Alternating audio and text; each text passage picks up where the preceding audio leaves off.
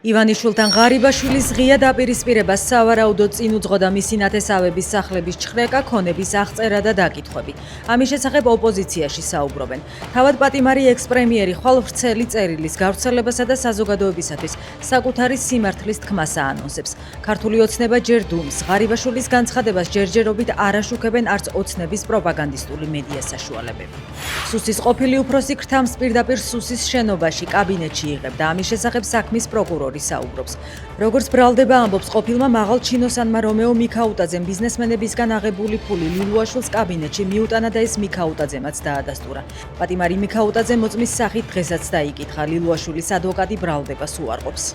წვიმის შედეგად ფოთი და ურეკი დაიტყორა, ხალხს წყალის სახლებში შეუვარდა.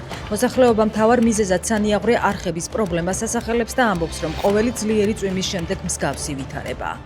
რუსეთმა უკრაინისა და ბელარუსის საზღვრების გასწვრივ სულ მცირე 10 ახალი სამხედრო ბაზა მოაწყო, საიდანაც გაშვებულ დრონებს ვარშავამდე მიღწევა შეუძლიათ.